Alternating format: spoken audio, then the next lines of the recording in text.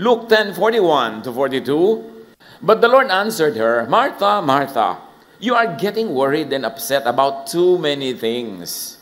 Only one thing is important. Anong binabanggit ng Panginoon dito? Huwag na dapat na mag-alala ng maraming kung ano-ano. Konti lang ang dapat na unahin at bigyan talaga ng halaga. Para masaya ang buhay, dapat maraming wag na. Wag nang kung ano-ano pa. Panginoon, salamat. Dahil kayo na mismo nagtuturo sa amin to eliminate the non-essentials. Kayo nagtuturo sa amin na magpahalaga sa mahalaga at isa-isang tabi yung hindi naman talaga masyadong mahalaga. Panginoon, sa sandaling ito, patuloy niyo po kaming pangagalingin sa aming mga karamdaman pisikal, emosyonal at spiritual at ngayon papagliwanagin niyo ang aming isip para lumuwag ang masikip, gumaan ang mabigat, lumiwanag ang madilim. Teach us. Preach to us, Father, with your powerful voice. Use only your servant as an instrument. We seek you, Father, in the name of your Son, Jesus. Proverbs 3:17, wisdom will lead you to a life of joy and peace. All spirituality, in fact, religiosity even, should lead to a life of joy and peace. But that is not always the case. Kumisan, dahil naging relihiyoso, people become majors in minors. Napapalaki ang malilit na bagay, ginugulo ang dapat sana tahimik na buhay. O kumisan naman, even without the presence of many religious doctrines in people's lives, their minds are cluttered with so many things that should not even be there. Para tahimik, payapa, tiwasay, na siyang gusto ng Panginoon para sa atin, marami dapat na wag na. At sa ating ngayong pag-aaral, pwede niyong pag-excursionin ng inyong isip sa kung saan-saan para madagdagan niyo ang listahan sa inyong isip ng mga wag na. Una, para masaya kayo at ang mga kasamahay niyo at kasama sa buhay, wag nang maging OC. Sino kaya mga OC dito yung obsessive-compulsive? Yung nakahiga na kayo, babangon pa kayo para ayusin ang kaprasong lukot ng inyong kobre kama. Yung kailangan tama lahat ang angle ng mga florera, kung paano nakalagay yung toilet paper, dapat nakaganon. Yung, alam nyo, sigurado, maayos ang bahay nyo, sigurado maayos ang buhay nyo, pero hirap sa inyo, inyong kasama. Kasi hindi mahirap, hindi madaling may kasamang OC eh. So, sabi nga na matatanda, huwag na masyado maburiri. In other words, huwag na madetalye masyado. Huwag na maging perfect. Para relax lang ang buhay. Huwag na maging OC kahit sa mga maliliit na bagay and non-essentials. At yan sinabi ni Jesus kay Martha, Martha, Martha, you are worried about so many things. Only one thing is needful, my word. Why don't you sit there and listen like your sister Mary? Pero ang dami-dami mong inaalala, hindi ka tuloy matiwasay. Luke 10:41 to 42, as we have read before, the Lord answered Martha, you are getting worried and upset about too many things. Kayo ba to? Sabi ni Jesus, only one thing is important. Kahit sasamahan nyo mag-asawa, baka you are worried and upset about many things, only one thing is important, na kayo nagmamahalan at nagkakaintindihan. Yung iba, hindi na ganun ka-importante yun. Only one thing is important. So huwag nang mag-worry. Nasa Panginoon ka na, dapat may pagbabago ng isip. Maraming pinapalampas. Maraming hinahayaan na lang, nilalagay sa filing cabinet. At huwag mag-overthink. Dahil naisip na ng Diyos ang lahat. Nung kinrate ng Panginoon ang buong sangsinukob, inilagay na niya ang lahat sa lugar. Naisip na niya lahat. Ang gagawin na lang natin, sumakay. Sundan ng natural law, sundan ng pangunguna ng Espiritu sa ating puso, at maging mapagtiwala. Philippians 4:6-7, huwag kayong mabalisa tungkol sa anumang bagay. Intindihin natin, tungkol sa anuman. Yung iba nababalisa tungkol sa end of the world. 2,000 taon na nabalisa ang lahat. Napakapalad mo naman na sa panahon mo dumating yan. At kung sakali man, problema yan ng Diyos. Hindi mo dapat problemahin na ganyan mga bagay, lalo ang mga bagay na beyond your strength to control or to direct. Huwag mabalisa. Ibinabalisa ang mga malayo pa. Sabi ng Panginoon, the day's own trouble is enough for you. Tomorrow will worry about itself. Huwag nang mabalisa. Nababalisa ka't hindi, pare-pareho lang tayo, nasa sa kabilang buhay. Hindi naman yung mapag-alala at laging perfect, mas mahaba lagi ang buhay. at mas masaya. So matuto na to relax. At sabi sa Bible, sa halip, no? Napakahalaga sa Luke 10:41-42, sa tulad ng sinabi ni Lord kay Martha, huwag nang mag-alala. Sabi sa Philippians 4:6-7, huwag mabalisa. Importante. Sa halip, hingin ninyo sa Diyos ang lahat ng inyong kailangan sa pamamagitan ng panalangin may pasasalamat. So yun, hingin nyo. May pasalamat na. Bakit may pasalamat? Kasi pag hiniling nyo, paniwalaan yung tinanggap nyo na. Andiyan na siya on the way. So tinanggap nyo na rin yun kasi nirelease na yung blessing. Kasi yung pagtanggap, yung pananalig na tinanggap nyo, yun ang magbibigay ng kapayapaan. Hindi yung paghiling. Kasi yung paghiling, magwo-worry ka pa rin, hindi na nando pa rin yung worry. Sabi ganun, alam ng Diyos yan. Pagka gusto kang i-bless ng Diyos sa paraan na gusto mo, wala makakapigil. Pag ayaw niya, wala makakapilit. So, ipahayag mo yung gusto mo, hingin mo, at pasalamat ka. At kung ano yung dumating na sagot, yun ang sagot. And remember, God can also say no. Sagot din yun. And God can say wait. Sagot din yun. So, relax. At ang bunga daw nito, dahil sinabi mong tinanggap ko na yung pagpapala nung hiningi ko sa pananalig, ang kapayapaan ng Diyos na hindi maunawa ng tao ang siyang mag-iingat sa inyong puso at pag-iisip dahil sa inyong pakikipag-isa kay Kristo. All of these are related. Dahil nakikipag-isa ka kay Kristo, you are at one heart with the Lord, then you will have the peace of the Lord. That you will be trusting. But of course, may iniisip ka rin, so sabihin mo. At pagkatapos doon, tapos. Get on with your life, be productive, and do not worry. Huwag ka nang paabala sa mga walang kabuluhan. Gaano ba kahaba ang buhay? Pagpalagay na nabuhay ka ng 100, which is medyo mahaba-haba na yon. 90, mahaba. 80, mahaba-haba. 70, parang tamang-tama. Pero hindi, marami na sa inyong lampas sa tama, ha? Di ba? Imagine, lumampas na sa tama tayo. Pero meron naman mga 10, 15, iba-iba eh. Pero ito mahalaga. Yung bang ibinigay na palugit na yon, sumulit. Nabuhay mo ba yon ng pinaka mabuti para sa iyong sarili at para sa iyong kapwa? Dapat, huwag punuin ang utak ng mga hindi dapat iniisip. Huwag pagurin ang katawan sa mga hindi dapat pagpaguran.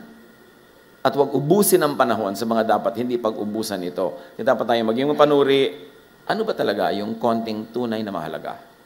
1, mahalaga na sa pamilya, nagmamahala, nag-iibigan, nag-uunawaan at nagtatanggapan. Mahalaga yun. Pero napakaraming mga panggulo doon na dapat yun ang masabi mong, ay, non-essential yan. Hindi ko na dapat yan isali sa listahan ng priority. Hindi ko na i-require sa mga family members namin na maging perfect, maging ganito, maging ganon. Kung ano yung best version of ourselves, we will accept one another and be loving and be peaceful. Yun mahalaga. Mahalaga ba halimbawa na talagang may birthday party kahit walang pera? No. Ang mahalaga, masaya kayo. At pwede naman kayong sumaya sa isang stick ng banana cue kung talagang walang pang champagne. Pwede namang gulaman. Napapalit-palitan natin yung tools, pati method. Pero ang mahalaga, ano yung goal? Ang goal lang naman natin, maging tahimik, payapa, masaya.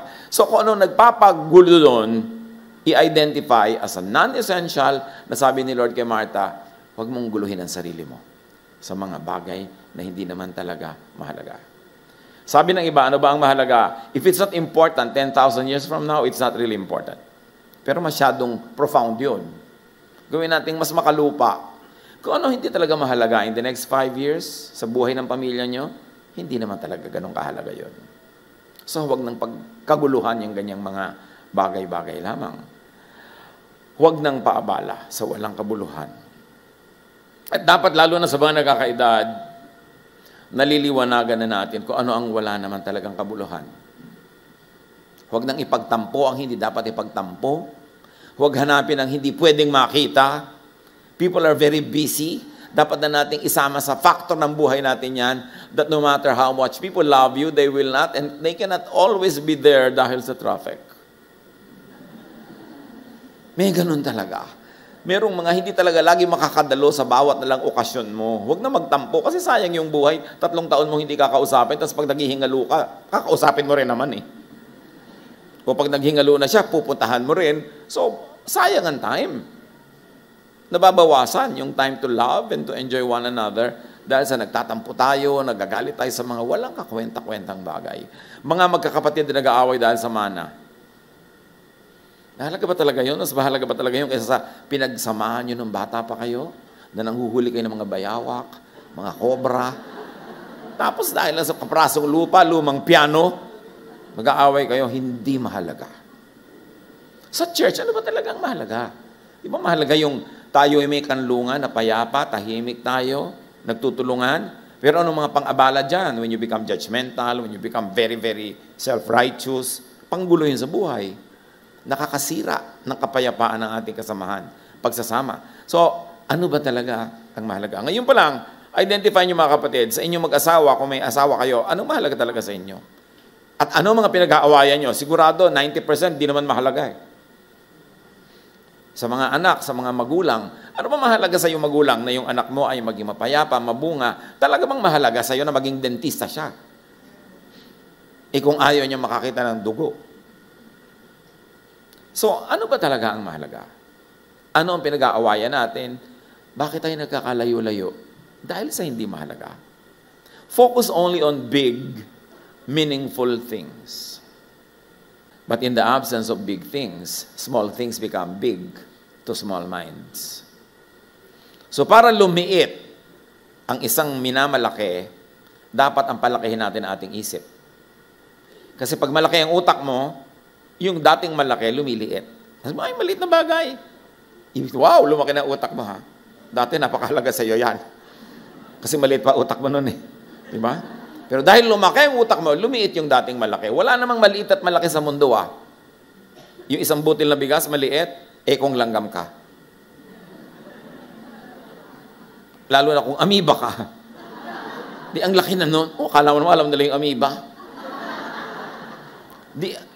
Bakit may malaki? Pag minamalaki nyo isang bagay, ibig sabihin lang nun, maliit ang isip. Kasi ang malaking isip, napapaliit niya ang lahat. Yung maliit na bagay, huwag natin pag-awayan. Wow, malaking isip niya. Kaya ipagpray natin yan, sabi sa Bible, be changed by the renewing of your mind. Babait ka, bubuti ka pag lumalaki ang iyong puso. Kasi pag lumalaki ang iyong puso, lumadami ang kasyang mahalin. Pero pag ang liit ng puso mo, ang konti lang ng pwedeng mahalin mo, yung nakaka-please sa'yo, yung lamang nakakaabot ng iyong standard, kasi ang liit ng puso. Pero pag nilakihan mo, kasya ang lahat. At ganoon ang puso ng Diyos. Kasya tayong lahat.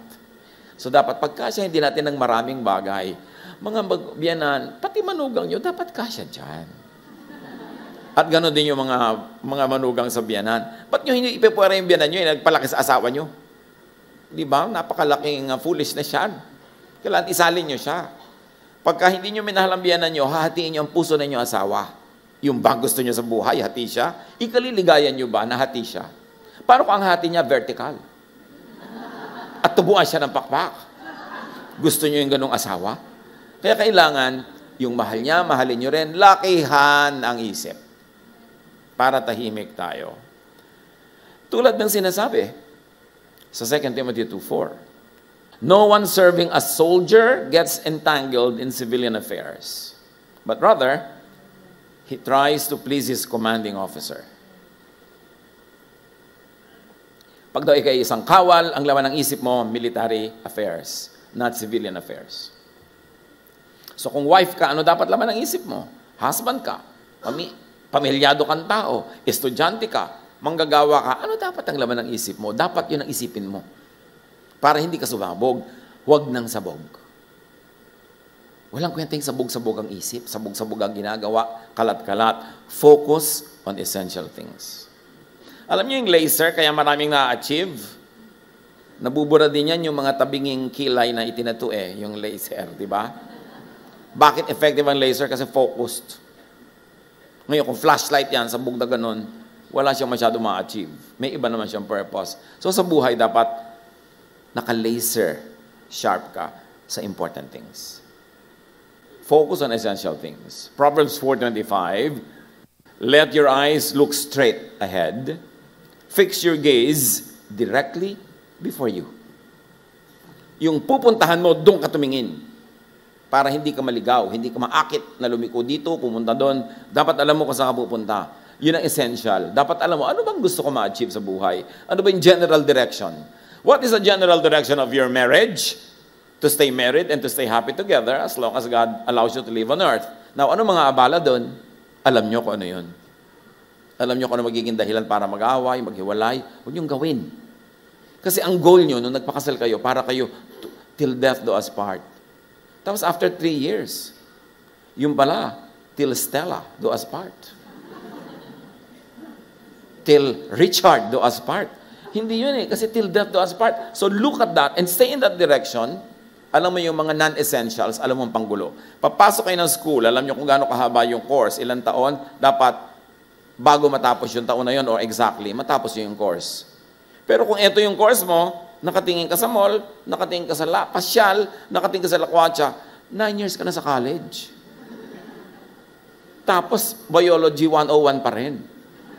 Sa ulo mo na ang korte ng pakpak ng paru-paro, pero first year pa rin ang level mo kasi hindi ka tumitingin dun sa dapat mong tingnan. Nagpapaakit ka sa mga panggulo sa buhay. And in many aspects, that's the same. Proverbs 25:17 teach us the next thing, which is, huwag nang ilagay ang sarili sa alanganing o sa gulo. Marami tayong mga kakilala, nasa gulo, sila ang lumagay doon. Hindi ka naman pupuntahan ng gulo para hatakin eh. Kailangan puntahan mo yung gulo. Kaya dapat conscious ka. Proverbs 25:17, seldom set foot in your neighbor's house. Too much of you, and they will hate you. Wala na dapat yung sobrang pangangapit bahay. Nang equivalent ngayon ay sobrang mag-social media. Ilan na nakaaway nyo dahil sa comment? Ang iksi-iksi ng buhay? Sige. Makipag-away kayo sa mga di nyo kakilala tungkol sa politika at relihiyon. Makipagbakbakan kayo para sa inyong kandidato na hindi kayo kilala. Sige. Windangin ninyo ang inyong buhay sa pakikipag-away sa mga ibang relihiyon tungkol sa ano dapat ang kinakain pag Lord's Supper. Skyflakes ba o Hyro? Kung may Hyro pa. Pero ganyan ang tao, nakikipag-away sa hindi nila kilala dahil sa mga bagay hindi rin nila alam at hindi rin nila kilala at napakadaling gawin ngayon dahil sa social media. So, yung equivalent ngayon ng Proverbs 25:17, huwag masyadong magbabad sa Facebook.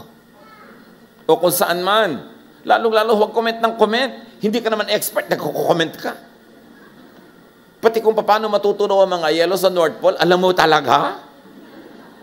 Pagkatapos kung makipag-away yung mga tao ngayon, akala mo kapatid nila na buong-buo ang presidente o ang vice president, hindi nga nila alam that you exist. At kahit alam pa nila, dapat pa talagang makipag-away. Sa may ibang pananalig, may ibang paniniwala. Hindi ba tayo kasya lahat sa planetang ito? So 1 Thessalonians 4:11, pagsikapan ninyong mamuhay ng tahimik, pakialaman ang sariling gawain. Huwag makialam sa buhay ng may buhay. At ito, tabi-tabi puno, no? Kahit sa mga matatanda sa ating pamilya, pag may mga anak na kayong may pamilya, apo niyong may pamilya, bigyan nyo ng space na dumiskarte sila kung paano nila gusto mabuhay. We can give our general advice, unsolicited even, pero kung ang tagal-tagal na paulit-ulit tayo at hindi nila sinusunod, baka meron talaga sila ibang diskarte, kesa hindi na kayo puntahan. Kesa ang itinatanong nila kung kailan pupunta sa inyo, kung kailan ang pasyam. Para hindi na kayo magtalo. Di ba? So, kailangan, sige na, bigyan ng mga tao ng space na kailangan nila. So, wag nang pakialamero at pakialamera. Wag nang comment ng comment sa kung kani-kaninong posts. Lalo hindi nyo kilala, huwag na kayo mag-comment, lalo negative lang i-comment nyo. Kung positive naman yung comment nyo, yung mga kaaway niya, magko-comment sa inyo lang negative, mamaya kayo na nagbabakbakan dyan. Dinadala din nyo ng kalusugan natin. Dinaramdam din natin. Kahit mga ganong bagay. At huwag nang isabog ang inyong opinion sa di naman willing makinig. Huwag na. Kung meron kayong gustong sabihin, kahit sa mga post, kahit sa social media, i-post nyo sa wall nyo. Pero huwag nyo nang itagang kung sino-sino. Huwag nyo nang ipadala kung kani-kanino. Lalo yung nagpapadala ka ng mga bagay na nakakainis, nakakagalit. Yung nananahimik ang buhay mo, may ipapadala sa iyo itong kaibigan mo ng nakakagalit na bagay o nakakainis na bagay, Gusto nyo talaga maging ganun sa buhay ng kapwa? Na kayo ang tagadala ng nakakainis? Kaya kung minsan may magpapadala sa akin ng parang video o tatanungin ko, ano to, tungkol saan? Hindi ko ito papanoorin, hindi ko alam kung ano ba to. Diba? Kasi unfair na nanahimik yung buhay ko, papadala nyo ako nakakagalit o nakakainis o nakakadiri kumisan. Unfair yon. Don't do that. No?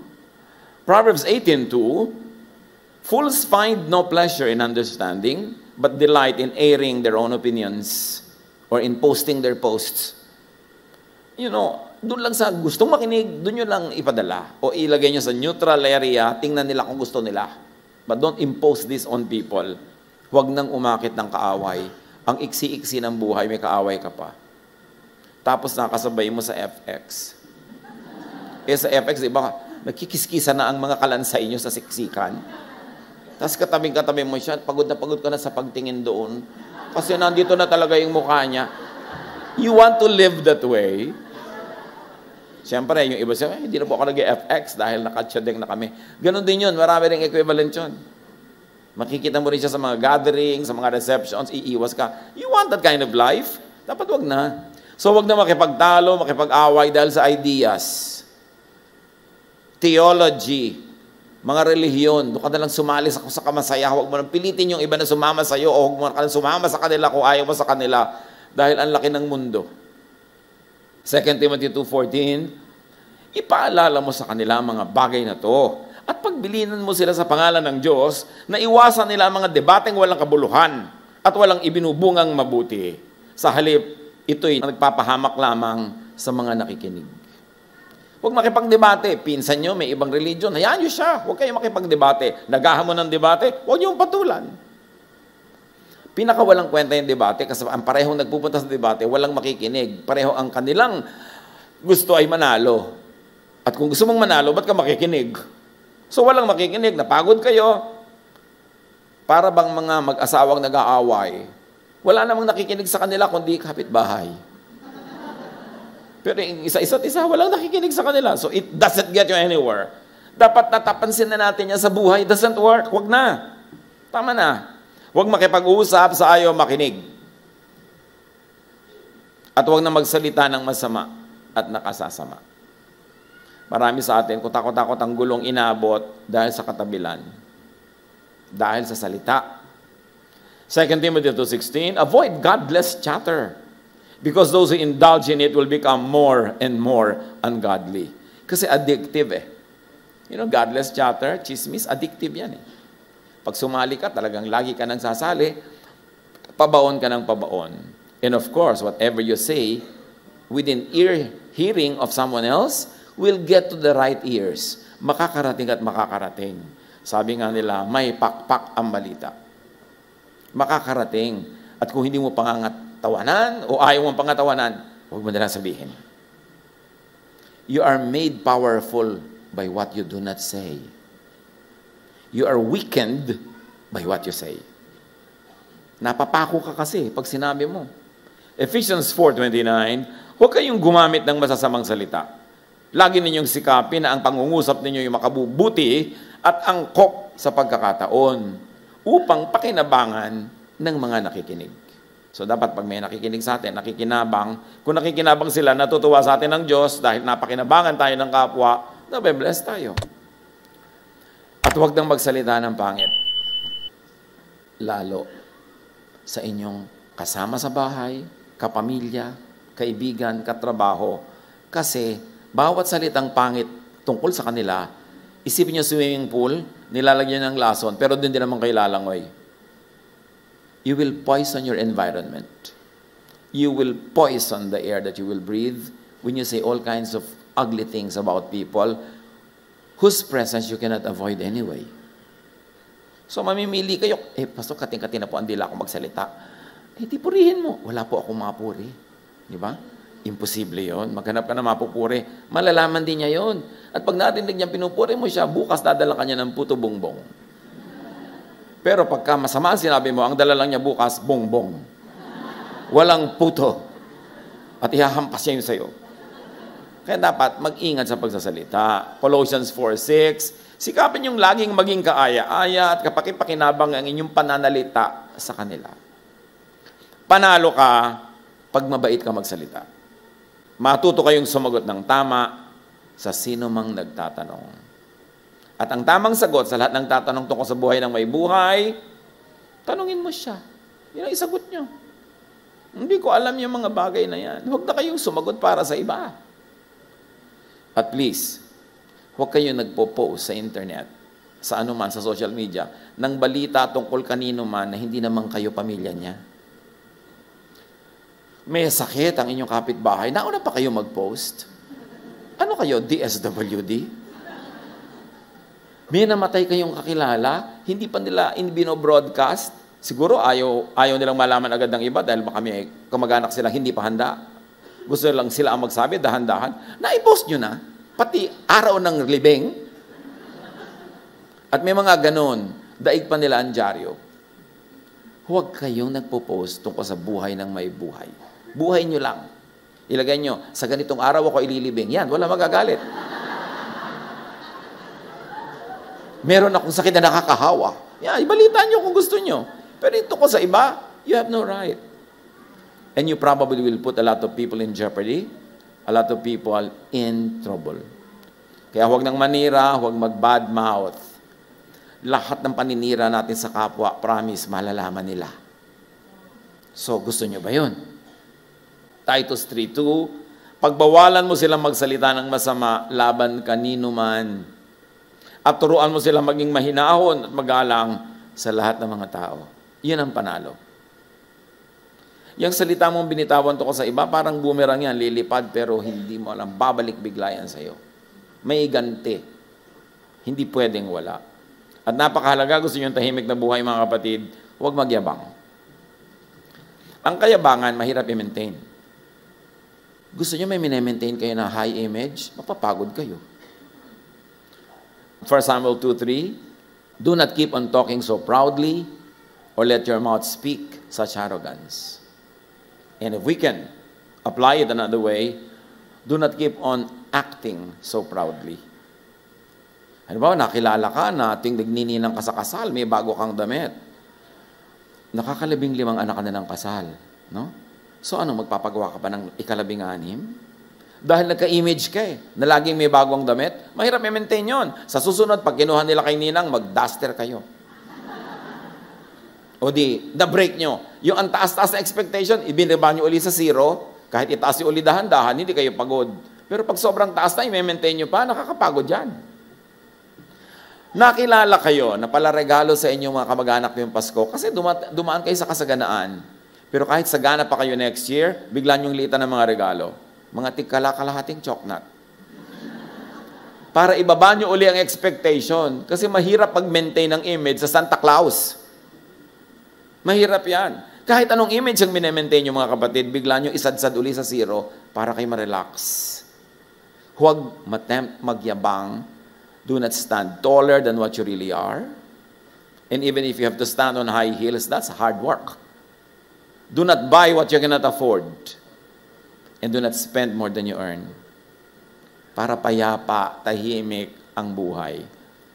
Huwag kayong mangutang ng mangutang dahil sa pagyayabang. May utang ka dito, may utang ka doon. Para kang hinahabulan lahat ng maniningil, mangangayayat ka. Magiging butot balat ka, papangit ang iyong balat. Sasabihin ng mga chismosa, marami kang utang, ano? Kitang-kita sa itsura mo. Di ba? Kasi hindi mo na mailihim. At alam nyo ngayon, yung mga naniningil, kung minsan may mga nakamotorsiklo, paglabas mo ng bahay mo, nandun na. Hahagin sa kanang lambat. Ano ka, hipon? Pero grabe ngayon. Alam nyo, mga bangko, mga pautangan, mga credit card, kasarap kausap sa sales. Yung magbebenta sa'yo, di ba? Pero ang credit and collection, ha? Nakausap na ba kayo ng mga taga-credit and collection? Lumalabas ang pangil, lumalabas ang mga kuko at ang mga buntot ng mga kumpanya. Pag credit and collection ang kausap nyo. So iwasan yung makausap sila. Huwag na rin kayong makipag-usap doon sa sales kung hindi nyo afford. Kasi ang bastos-bastos na nila pag naniningil. Lahat ng pananakot, lahat ng panggigipit. So, ang sarap-sarap kausap pag binibentahan ka, uutang ka sa kanila, 3 years to pay, pero subukan nyo lumampas kayo ng 1 oras, iba na. ang takbo ng buhay. Do not live beyond your means. At kung meron sa ating mga napasubo na, nando na, mag-scale down na kayo. Ibaba na ang bandila. Sabihin nyo na sa mga tao, I cannot afford that anymore. Ay, hindi ko na kaya mag-anak ng isa pang kasal. Gusto mo, reregaluhan kita ng basong may bungi? Pwede. Pero yung mag-maintain ako ng image sa galante, pala libre, pero hindi ko naman afford, you are courting trouble. And you will get sick. Ng karamdaman ng mga taong nabubuhay beyond their means. Kaya dapat iayos ang buhay. At isa pa, para tahimik, huwag nang madada. Action na lang. Huwag niyong pangunahan ng salita ang gawa. Gumawa na lang kayo ng gumawa. Para kung hindi niyo nagawa, walang maninisi. Pero nagsalita na kayo, hindi niyo nagawa, mahirap yan. James 3:13, who is wise and understanding among you? Let them show it by their good life. By deeds done in the humility that comes from wisdom. Meron kayong gusto ma-achieve, gawin niyo na lang. Huwag niyo na sabihin. Lalong-lalo, huwag niyong sabihin, bago niyo magawa. Kasi kung hindi niyo nagawa agad, meron na kayo ngayong pananagutan. Live wisely. Do not live foolishly. You have only one life. Pakasinupin niyo ang pagdaan ng panahon. Na hindi na uubos sa needless worry, hindi na uubos sa pagpapaliwanag dahil sumuot ka sa gulo, hindi na uubos sa pakikipag-away, kundi ikay payapa, tahimik. At huwag nang nagar. Huwag nang makulit, at huwag nang sobrang assertive and domineering. People do not like being dominated. And if you're over-domineering, people will not like you.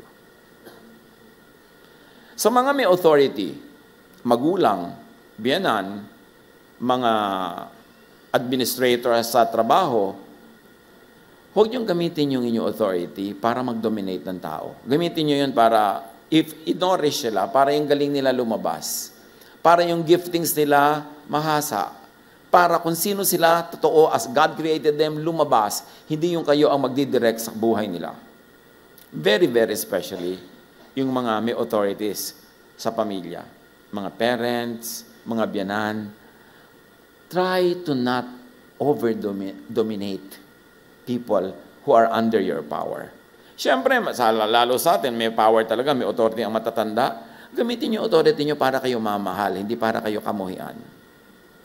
Gamitin niyo yung inyong influence para sila ay ma-inspire sa inyo, hindi yung umiwas sa inyo. Be wise. Kung talagang power comes to power and push comes to shove and shove comes to push, talaga namang may authority kayo eh. Kaya nyo silang sikilin, kaya nyo silang gipitin. Pero ba't gagamitin nyo yung power para manggipit imbes magpalaya? Mamamahal pa kayo. Mag-isip-isip. Huwag niyong idikta sa iba yung paraan ng buhay na gusto niyo para sa inyo kasi may sarili silang isip. At kung nagkamali sila, pasensya sila, matuto sila. We should be available for advice kung hinihingi. Once in a while, kahit hindi hinihingi, but they're in danger, we give it. Pero doon sa mga hindi naman malaking bagay, hindi naman risky, hindi naman life-threatening, hayaan nyo nang dumiskarte yung tao. Lalo't above the age na sila na dapat lagi na lang binabantayan. Matuto tayong magpawala. Yung lumaya ang mga tao. Para pag nandyan sila, alam natin kusa silang nandyan dahil gusto nila tayo, hindi dahil tinalian kasi natin. Learn. Sabi sa Proverbs 21:19, better to live in a desert than with a quarrelsome and nagging wife. Kaya palang ang dami nasa Middle East. Well, meron din naman quarrelsome and nagging husband. You know, a quarrelsome and nagging anyone is not nice to be around. So huwag na nating dominahin. Lalayuan ka lang at iiwan ka pa kung pwede. Mahalaga pa para tahimik ang buhay, huwag na magwala. Huwag na tayong dumating sa point na galit na nagmumukha na tayong clown. Alam nyo, lalo meron kayong kapangyarihan, nagalit kayo, ilalabas yung kapangyarihan nyo, actually you make a clown of yourself. Because that's a wrong use of power. Proverbs 29:11, fools give full vent to their rage, but the wise bring calm in the end. Pag daw hangal, talagang wagas na wagas magwala, magalit. Pero pag matalino ka, kalmado ka lang. Pinipili mo kasi ang papatulan. Kung magalit ang mangmang ay walang pakundangan, Ngunit ang matalino'y nagpipigil na ang galit niya'y mahalata. Ni hindi nga ipinapahalata pag matalino. Proverbs 29:9, if a wise person goes to court with the fool rages and scoffs, and there is no peace. Nagpupunta na kayo sa husgado para yun ang batas ang umiral, makikipag-away ka ba doon? Manduduro ka pa doon? Yung mga nagbanggaan ng mga kotse at nagkiskisan ng mga kotse nyo, tapos lalabas kayo, may dala kayo tubo. Tutubuhin nyo talaga yung kabilang driver dahil nakiskisan yung kotse nyo, and you think bida ka nun. Kahanga-hanga yung mga tao na nagkiskisan ng mga kotse nila, tapos sabi nila, pareho nating ayaw to, uwian na lang, kanya-kanya lang tayong paggawa. Yung talagang kakawit pa iba, talagang, para maduro lang niya yun, para siya magbayad, di ba? Parang 3,000 lang talaga gagawin mo yan. Wala po akong 3,000, kaya hindi kayo huwag ka nalang magkotse. Mga kapatid, pag nagkotse kayo, lalo sa Metro Manila, ihanda nyo na loob nyo na magagalusan, makikiskisan, mabubundol, mapipipe, para tahimik kayo. Pag hindi nangyari, tuwang-tuwa ka ngayon. Pero pag nangyari, sabi mo lang, naturally, tahimik ka.